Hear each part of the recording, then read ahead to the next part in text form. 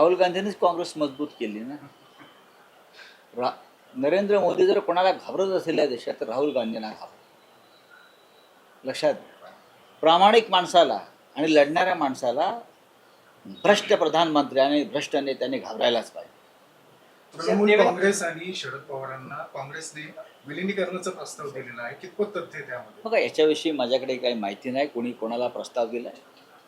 पण काँग्रेस अधिक मजबूत होण्यासाठी सर्व जुन्या काँग्रेसवाल्यांनी एकत्र यावं ही माझी भूमिका मी मांडण्याचा प्रयत्न केला आणि त्याच्यावरती काही ठिकाणी विचारमंथन सुरू आहे. मुंबईचे महापौर आहेत ऋतू तावडे, त्याच्या कार्यालयामध्ये विधान परिषदेचे जे सगळे निवडणुका झाल्या, विधान परिषदेच्या खरं तर अनेकांनी विरोधी पक्षांनी टीका केली, पैसे वगैरे घेतले.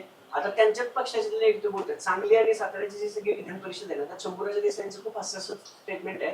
आमची अवस्था कुणाच्या गाडीत बसू आणि कुणाच्या मागे फिरू अशी झाली, असं विधान केले शंभूराज देसाईंनी. म्हणजे त्यांना विचारलं गेलं नाही असं त्यांचं मत आहे. तेव्हा त्यांचा अंतर्गत प्रश्न आहे. झाला, संपलं, चला. देवेंद्र फडणवीस असं म्हणाले की तुर्तास तरी आदित्यच शिवसेनेचं भविष्य अशा पद्धतीचं काय अर्थ घ्यायचा? आज आदित्यजींचा वाढदिवस पण आहे, त्यांना काय शुभेच्छा आज असतील? सन्माननीय आमचे पक्षाचे तरुण नेते, त्याच्यात मी उल्लेख केला प्रिय आदित्य, कारण आम्ही लहानपणापासून त्याच्या जन्मापासून आदित्यला पाहतोय, संवाद साधतोय. असं आहे की राजकारणामध्ये नवीन पिढीनं सतत यावं. जेव्हा हिंदुहृदय सम्राटाने आम्हाला राजकारणामध्ये आणलं तेव्हा आम्ही खूप तरुण होतो. आम्हाला असं काही स्वप्ने पडलं नव्हतं आम्ही आमदार होऊ, खासदार होऊ, नेते होऊ. पण शिवसेना या 4 अक्षरामुळे, बाळासाहेब ठाकरेंमुळे आम्ही इथपर्यंत आलो, राष्ट्रीय स्तरावर काम केलं. या पक्षाचं काम आम्ही अजून किती काळ पुढे नेणार. तरुण पिढी आहे. हा पक्ष चिरंतन टिकला पाहिजे. हा मराठी माणसाचा पक्ष आहे, हा महाराष्ट्राचा आवाज आहे. त्याच्यामुळे आणि तो पक्षचं नेतृत्व ठाकरेच करणार, मिंदे नाही करणार. ठाकरे, जिथे ठाकरे तिकडे शिवसेना आणि मराठी माणूस जाईल. तो आदित्य ठाकरेंनी हे पुढलं नेतृत्व